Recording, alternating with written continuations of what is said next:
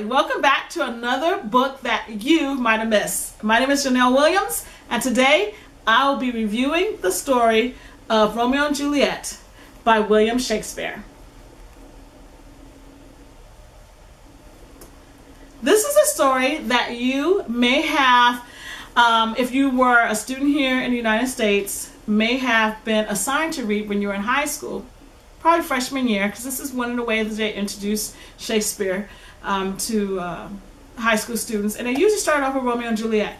But what I found is that most people, even though they are assigned the story, chose not to read the story. They might have went and got Cliff Notes. They could have went and got the movie, thinking that it was okay. We'll just skip the book. I'll get enough of it, and I'll be able to pass the test.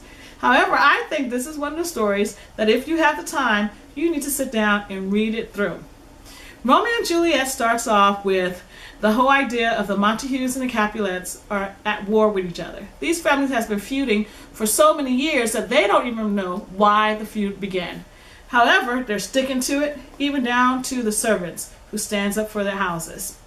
We start off with seeing Romeo being melancholy, and his cousin is then recruited to find out just what's going on with Romeo. Romeo tells his cousin that he is in love. You might think that he's in love with Juliet. Not the case. He's actually in love with Rosaline, this girl who we never find out who she is or see her again in the story. However, his cousin is convinced that he can show Romeo that there are other girls out there that are just as beautiful or even more beautiful than Rosaline. So they decide they're going to crash this party. And Romeo decides to go, but only because he knows Rosaline is going to be there. So he's going there to check out Rosaline. His cousin is going there to convince him that there's other girls out there that's way more attractive. And that's where the story begins. He goes there to this party that happens to be at the Capulets, his mortal enemies, so they say. And he falls in love with the beautiful Juliet.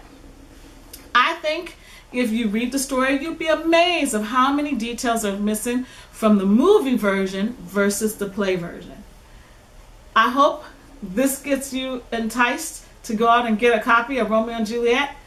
If you like, comment, and subscribe, you'll be able to keep up with books you might have missed. See you next time.